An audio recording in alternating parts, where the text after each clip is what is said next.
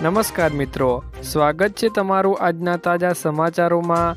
તો મિત્રો, આજે આપણે આજના આ વિડીયોમાં આજના 6 મોટા સમાચાર વિશે આ વિડીયોમાં વાત કરશું। તો જે પણ મિત્રો આપણે આ ચેનલની અંદર નવા આવ્યા છે તે મિત્રોને ખાસ વિનંતી કરીશ કે ચેનલને સબસ્ક્રાઈબ કરી લેજો। તો મિત્રો, આજની પહેલી ખબરની વાત કરીએ તો ગુજરાત સરકારની મોટી જાહેરાત કરવામાં આવી ગઈ છે। મિત્રો, સિદ્ધપુરમાં હવે શ્રાદ્ધ માટે ઓનલાઈન બુકિંગ કરાવી શકાશે। 1 ફેબ્રુઆરીથી શ્રાદ્ધ તર્પણ વિધિ માટે બુકિંગ ગુજરાત પવિત્ર યાત્રાધામ વિકાસ બોર્ડ દ્વારા ઓનલાઈન ક્યુ મેનેજમેન્ટ સિસ્ટમ પોર્ટલ તૈયાર કરવામાં આવ્યું છે। મિત્રો, બિંદુ સરોવર સિદ્ધપુર ખાતે શ્રાદ્ધ વિધિ કરાવવા ઈચ્છતા તમામ શ્રદ્ધાળુઓને આ રીતે બુકિંગ કરાવી શકશો। મિત્રો, વેબસાઇટ છે yatratham.gujarat.government in અને મિત્રો એન્ડ્રોઈડ એપ્લિકેશનની વાત કરીએ તો યાત્રાધામ ઓફ ગુજરાતમાં તમે બુકિંગ કરી શકશો। જ્યારે મિત્રો સ્થળ પર જ તમારે રજિસ્ટ્રેશન કરવું હોય તો ઓફિસ ખાતે ઓફલાઈન રજિસ્ટ્રેશન કરાવી ટોકન ફી POS મશીન મારફતે 100% ડિજિટલ પેમેન્ટ કરવાનું રહેશે મિત્રો। ત્યારબાદના મિત્રો મહત્વના સમાચારની વાત કરીએ તો LPG ગેસ સિલિન્ડર બુક કરાવતા જ મળશે મિત્રો 50 લાખનો વીમો। તો મિત્રો, ઘણા બધા ઘરોમાં LPG ગેસ સિલિન્ડરનો ઉપયોગ થાય છે, પણ ઘણા લોકોને ખબર નહીં હોય કે LPG ગેસ સિલિન્ડર પર સરકાર તરફથી પૂરા 50 લાખ રૂપિયાનો લાભ અપાય છે। દેશની સરકારી તેલ કંપનીઓ LPG વપરાશકર્તા ગેસ સિલિન્ડર ઉપર 50 લાખ રૂપિયા સુધીનો વીમા કવચ આપે છે। વપરાશકર્તા જેવો ગેસનો બાટલો નોંધાવે છે તે સાથે જ તેના પરિવારને આ ઇન્સ્યોરન્સ મળી જાય છે। અને ખાસ વાત એ છે કે આ ઇન્સ્યોરન્સ માટે વપરાશકર્તાના ગજવામાંથી 1 રૂપિયાનો પણ ખર્ચો નહીં થાય મિત્રો। ઉલ્લેખનીય છે કે મિત્રો LPG ઘણો જ્વલનશીલ હોય છે અને તેના કારણે દુર્ઘટનાઓનું જોખમ રહે છે। ઘણીવાર બાટલો ફાટવાના કિસ્સા બનતા રહે છે। આવી ઘટનાઓના ભોગ બનનારને મદદરૂપે મિત્રો સરકાર તરફથી આ વીમા કવચ અપાય છે। ગેસ સિલિન્ડર ફાટવા જેવા બનાવમાં થયેલા નુકસાનની ભરપાઈ કરવાનો અધિકાર વપરાશકાર પાસે હોય છે, પણ વપરાશકાર પોતાના પરિવાર માટે પેટ્રોલિયમ કંપની પાસે 50 લાખ રૂપિયા સુધીનો ક્લેમ કરી શકે છે મિત્રો। ત્યારબાદના મિત્રો મહત્વના સમાચારની વાત કરીએ તો ખેડૂત ભાઈઓને મળશે 9,000 રૂપિયાનો હપ્તો। તો મિત્રો, પ્રધાનમંત્રી કિસાન સન્માન નિધિ યોજનાના લાભાર્થીઓ માટે મોટા સમાચાર સામે આવ્યા છે। મિત્રો, 15મા હપ્તા પછી 16મા હપ્તાની રાહ જોઈ રહેલા લગભગ 9 કરોડ ખેડૂતોને જલ્દી સારા સમાચાર મળી શકે છે। મિત્રો, મીડિયામાં ફરતા અહેવાલો અનુસાર મોંઘવારીને જોતા કેન્દ્ર સરકાર પ્રધાનમંત્રી કિસાન સન્માન નિધિનો હપ્તો વધારવા ઉપર વિચાર કરી રહી છે।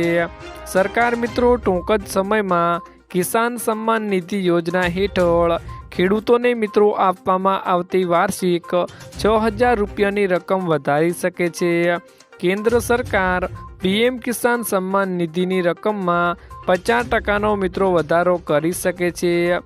એવું કહેવામાં આવી રહ્યું છે કે કેન્દ્ર સરકાર પ્રધાનમંત્રી કિસાન સન્માન નિધિની રકમ મિત્રો વાર્ષિક 6,000 રૂપિયાથી વધારીને 9,000 રૂપિયા કરવા ઉપર વિચાર કરી રહી છે। જો મિત્રો બધું બરાબર રહ્યું તો વડાપ્રધાન નરેન્દ્ર મોદી 16મા હપ્તાના આગમન પહેલાં જ તેની જાહેરાત કરી શકે છે અને આગામી એટલે કે 16મો હપ્તો વધેલી રકમમાં આવી શકે છે મિત્રો, જેનાથી ખેડૂતોને મિત્રો વાર્ષિક 3,000 રૂપિયાનો નફો મળશે। એટલે કે ખેડૂતોને મિત્રો દર 4 મહિને 2,000 રૂપિયાના બદલે મિત્રો 3,000 રૂપિયા મળી શકે છે। તો મિત્રો, આના વિશે તમારું શું કહેવું છે કે સરકારને હપ્તાની રકમ વધારવી જોઈએ કે નહીં? અમને કમેન્ટ બોક્સમાં મિત્રો કમેન્ટ કરીને જરૂરથી જણાવજો। ત્યારબાદના મિત્રો મહત્વના સમાચારની વાત કરીએ તો આધાર સાથે પાન લિંક નથી તો થશે નુકસાન। મિત્રો કેન્દ્ર સરકાર અનુસાર દેશમાં 70 કરોડ પાન ધારકો છે, જેમાંથી મિત્રો 10 કરોડ લોકોએ પાન સાથે આધાર કાર્ડ લિંક કર્યું નથી. પણ જો આધાર અને પાન લિંક નહીં હોય તો તમે મોટી રકમના વ્યવહારો બેંક દ્વારા કરી શકશો નહીં, સરકારી યોજનાઓનો લાભ પણ મેળવી શકશો નહીં, તેમજ ટેક્સ વિભાગ દ્વારા કોઈ રિફંડ આપવામાં પણ આવશે નહીં. જેમાં મિત્રો લાંબા સમયથી પાન અને આધાર કાર્ડ લિંક નથી તો ગભરાશો નહીં મિત્રો, તે બંધ નથી થયું, માત્ર તમારે ઇનઓપરેટિવ કરવાનું રહેશે.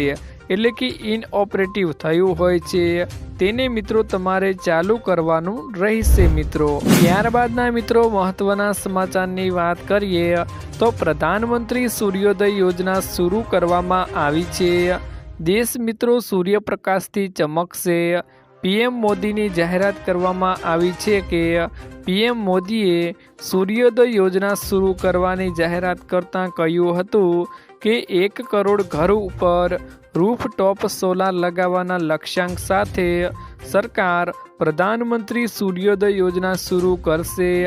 આનાથી મિત્રો માત્ર ગરીબ અને મધ્યમ વર્ગના લોકોને અને ઘરના વીજળીના બિલમાં ઘટાડો નહીં પણ મિત્રો ભારતમાં ઉર્જા ક્ષેત્રોમાં પણ આત્મનિર્ભર બનશે મિત્રો. ત્યારબાદના મિત્રો મહત્વના સમાચારની વાત કરીએ તો આંગણવાડીની બહેનો માટે મિત્રો સારા સમાચાર સામે આવ્યા છે. મિત્રો આંગણવાડીની બહેનો કર્મચારી જ ગણાશે તેવો સુપ્રીમ કોર્ટે લીધો છે નિર્ણય.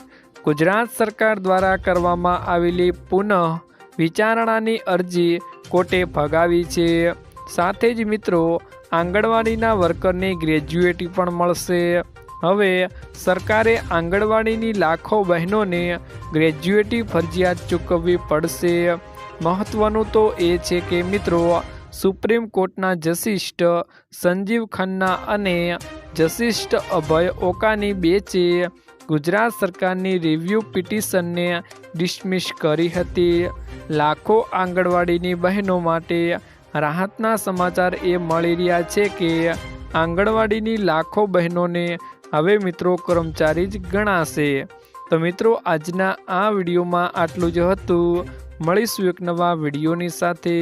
ત્યાં સુધી મિત્રો વિડીયોને એક લાઈક કરી ચેનલને મિત્રો જરૂરથી સબસ્ક્રાઈબ કરી લેજો.